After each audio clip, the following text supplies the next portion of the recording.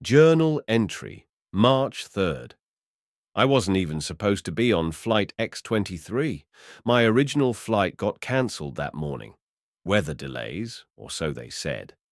I remember the man at the gate typing rapidly, then looking up with an odd expression. "We've got one seat left on 23, he said. "Leaves in 20 minutes. No checked baggage." I nodded. I was desperate to get home. I didn't ask questions. That was the first mistake. The gate was unusually quiet. No crowd, no noise. Only a few people milling near the boarding door, too few for a commercial flight. A strange, cold draft met me as I stepped down the jet bridge. It didn't come from the outside. It was more like the air conditioning was set several degrees too low. The flight attendant smiled, but it didn't reach her eyes. "Welcome aboard Flight X-23, she said. "You're right on time." I stepped inside the aircraft and paused. The lighting was dim. Not off, just not quite right. Slightly flickering, like old fluorescent bulbs. The smell was different too. Not unpleasant, but sterile, like antiseptic and metal. The seats were half empty, maybe more. A dozen passengers, maybe less, each seated alone, scattered across the cabin. Nobody looked at me. They just stared ahead. I made my way to 14A, window seat. An older man sat in the aisle, head down, murmuring something under his breath. I didn't disturb him. As I sat, I realized the engine hum wasn't consistent. It pulsed, like breathing. I chalked it up to stress. Long day. Bad sleep. The intercom crackled. "Good evening, passengers of Flight X-23, said a smooth, deep male voice. "Estimated flight time is undetermined. We ask that you remain seated with your seat belts fastened for the duration of the flight. Thank you for choosing us." Undetermined? I looked at the man beside me. He didn't react, neither did anyone else. I checked my phone. No signal. That made sense. We were on the tarmac, or so I thought. When the engine surged, I looked out the window and saw only clouds. No runway, no city, no ground. We were already flying. But I never felt the takeoff. Journal entry, March 4th. I didn't sleep. The lights never dimmed. There was no announcement for cruising altitude, no movement from the attendants, no meal service, no turbulence, just flying. I tried asking the man next to me what time it was, but he didn't respond. I touched his arm. It was ice cold. He blinked slowly and said, "We don't ask questions on this flight." Then he turned his head back to the front. I walked to the back of the plane. The rear galley was empty. No attendants. The bathroom doors were closed, but one was slightly ajar. I pushed it open. It was dark inside. Pitch dark. My phone screen wouldn't light. I waved my hand into the void and felt nothing. No walls, no toilet, just space. I shut the door quickly. Back in the cabin, I looked at the passengers again. Most of them hadn't moved. A few had their eyes open, unblinking.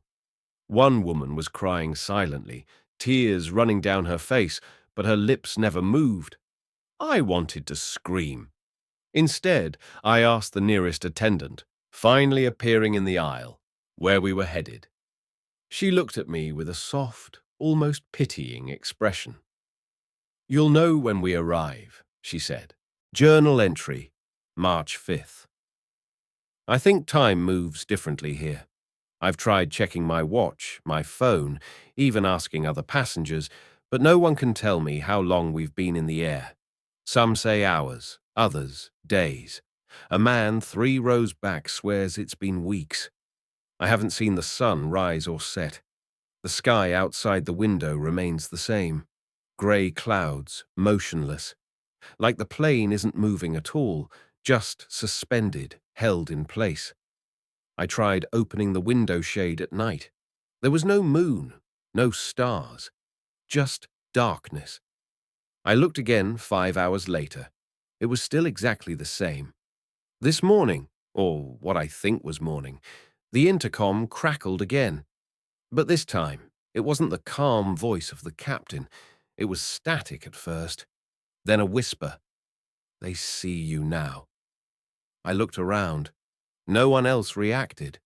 The woman across the aisle turned to me and said, "You should stop asking things. The more curious you are, the more real they become." Then she smiled. Her teeth were all the same size. Small even. Too many of them. I haven't spoken since. Journal entry, March 6th. I tried to open the emergency exit door.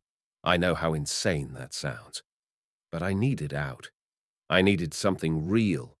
Air, cold, pressure, gravity, consequences. The second I touched the handle, an alarm shrieked through the cabin. Not a regular plane alarm. This was different, like metal screaming. The lights flickered violently, then went completely black, and I saw them, through the windows, shapes, moving through the clouds. No wings, no engines, just forms, long and fluid, like smoke or shadows with teeth.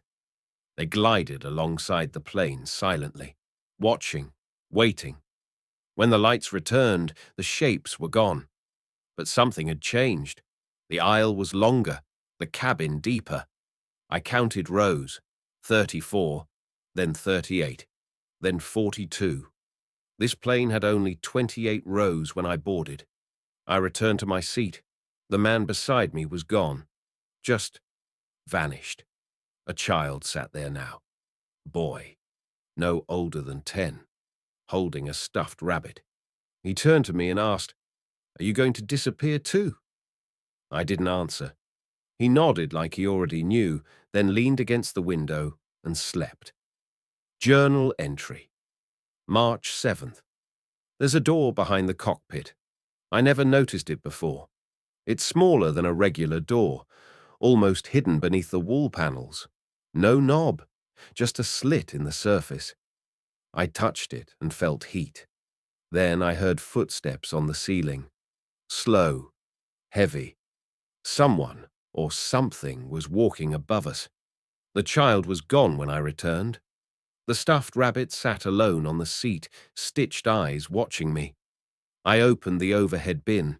Inside was a pair of shoes, my shoes, the ones I wore when I boarded. They were wet. I haven't eaten. I haven't slept. I don't feel tired. I don't feel hungry. I feel untethered, like I'm no longer completely inside my own body. Today, the intercom spoke again. "You're almost ready." Journal entry, March 8th. I found the manifest today. It wasn't in a drawer, not handed out by the crew. It was on my seat when I woke up, or rather, came to. I'm not sure I sleep anymore. Just close my eyes and wait for something to change. The paper was old, yellowed, faded print. Flight X-23, passenger manifest. I scanned the names. Some were blurred, others familiar. My name was on it. Seat 14A. But something was off.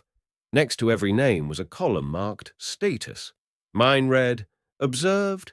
Others said, processed, returned, refused, echoed. A few transcended. I didn't know what any of it meant. One row was completely blacked out. Seat 1A. I walked forward through the silent cabin. As I passed each row, faces turned subtly to follow me, some openly, some just with their eyes. Row 1 was roped off with a velvet cord, but the curtain behind it was open. Seat 1A was empty. Only a mirror sat in the seat, full-sized, upright, facing outward. I looked into it, and there was no reflection. Only the cabin behind me. Only the passengers, staring, motionless. Then the mirror blinked. Just once. Journal entry, March 9th. Maybe. I don't remember writing the last entry. I found it in my own handwriting, but I don't recall the words. The mirror image is still burned into my mind. Today, the cabin is different, brighter. The passengers are smiling, softly, sincerely. They all seem to know something I don't. The intercom came on again, calm, collected. Dear passengers of Flight X-23, we are beginning our final descent. I almost laughed. Descent? Into where? No one spoke. No one moved, except me. I stood up. The plane began to shake, gently, like turbulence, but deeper. Like the vibration came from inside me, not the fuselage. The aisle shifted, curved, as if the plane was folding in on itself. I stumbled toward the rear. The galley was gone. In its place, another door. Not metal, not modern. Old, wooden, like something from a church or a dream. A faint light bled through the cracks. Behind me, a voice whispered, "You've been observed. Now choose." The door creaked open before I touched it. There was no sky, only stars. A galaxy spilling out in every direction, but not space as we know it. This was layered, textured, alive. Patterns moved behind the stars. Eyes, maybe. Thoughts. I stepped forward, and the floor beneath me disappeared. Final entry, date unknown. If you're reading this, then the journal made it through. That means I didn't. Or maybe I did. I don't know what Flight X-23 is. A loop? A test? A punishment? A second chance? I only know it's still flying, and the passengers are still changing. If you ever find yourself on a plane you don't remember boarding, where no one speaks, where the takeoff was silent, where the flight never ends, check the manifest, see what it says beside your name, and whatever you do, don't look in the mirror in seat 1A.